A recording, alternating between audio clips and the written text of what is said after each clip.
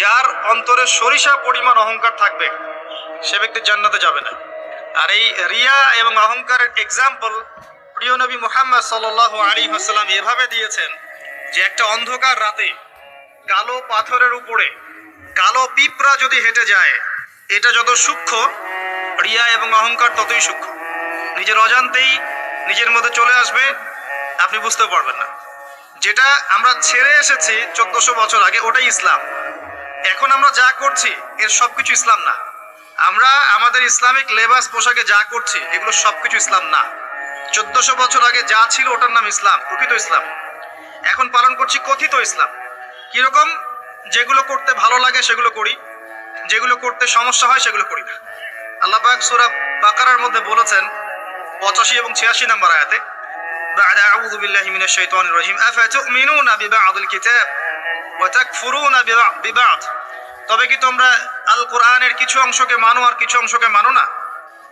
আল্লাহর কিতাবের কিছু অংশকে মানো, কিছু অংশকে মানো না। فما جزاء من يفعل ذلك إلا خزي في الحياة الدنيا। যারা এমন কাজ করবে, আল্লাহর কিতাবের আল্লাহর বিধানের কিছু অংশকে মানবে, কিছু অংশকে মানবে না, তাদের জাযা বা প্রতিদান হচ্ছে এই দুনিয়াতেই আল্লাহ পাক তাদেরকে লাঞ্ছিত করে দিবেন। বলেন নাউযুবিল্লাহ। ওয়া ইয়াউমাল কিয়ামাহ ইউরাদ্দুনা ইলা আশাদ্দিল আযাব। আর কিয়ামতের মাঠে তাদেরকে সবচেয়ে মর্মান্তিক শাস্তি দেওয়া হবে। আবারও বলেন নাউযুবিল্লাহ। বাস্তবতা দেখেন, 90% মুসলিমের কান্ট্রি বলি আমরা, নিজে আপনি দেখবেন 90% মানুষ নামাজ পড়ে না। এমনই হয় বাস্তবতা। আর যারা 5 ওয়াক্ত নামাজ পড়ে দেখবেন বিনয়ী হয়, অহংকার মুক্ত হয়, নীরব থাকে, ঝামেলা এড়িয়ে চলে। পৃথিবীর ম্যাক্সিমাম মানুষ যদি বলে যে সুদ হালাল, হালাল হবে? জেনা হালাল, হালাল হবে? মদের লাইসেন্স দাও, দেওয়া যাবে? একটা আল্লাহর বান্দা যদি দাঁড়িয়ে বলেন যে মদ হারাম, সুদ হারাম, জেনা হারাম, সেটা হারাম থাকবে না? এটা আল্লাহ পাকের বিধান। যখন আপনি অডিয়েন্সকে বলবেন আল কোরআনের আলো ঘরে ঘরে জ্বালো, আপনারা সবাই রাজি আছেন? বলবে হ্যাঁ, সবাই রাজি আছে। আর প্রত্যেকের ঘরগুলো ঘুরে দেখেন, প্রত্যেকটা ঘরে একটা করে মানুষ পান কিনা যে পবিত্র কোরআন বিশুদ্ধ করে তেলাওয়াত করতে জানে। আর কতটুক বিশুদ্ধ হয়, আমাদের এই ভাইদের মতো আলেমদের কাছে আসবেন, তেলাওয়াত শোনাবেন, তারাই বলে দিবে কতটুক শুদ্ধ হয়।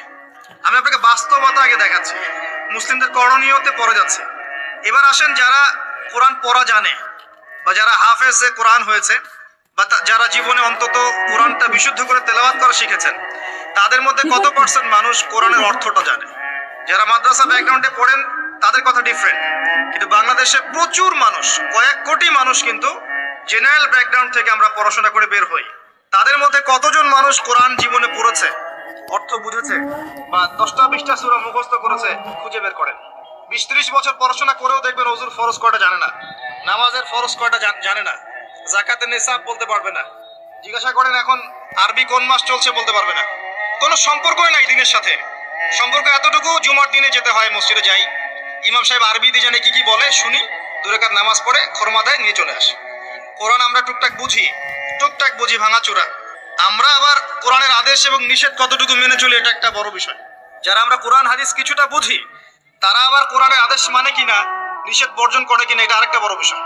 বাস্তবতা এমন, বাস্তবতা দেখবেন কতগুলো ফ্যামিলি পান যে ফ্যামিলিগুলোর মধ্যে পর্দা কায়েম আছে। খুঁজে দেখেন, আপনি নিজের পরিবার থেকে শুরু করেন, আমি আমার পরিবার থেকে শুরু করি, আপনি আপনার থেকে শুরু করেন, আপনার আত্মীয়দেরকে দেখেন, বংশকে দেখেন, সমাজকে দেখেন, আপনি খুঁজে পাবেন কতগুলো পরিবার পাবেন যেখানে পর্দার বিধান কায়েম আছে। পরিবারের মেয়ে পর্দা করে, মা পর্দা করে, বোন পর্দা করে, অল্প সংখ্যক, ইল্লা মাশাআল্লাহ। এমনও পরিবার আছে যেই পরিবারের সদস্যরা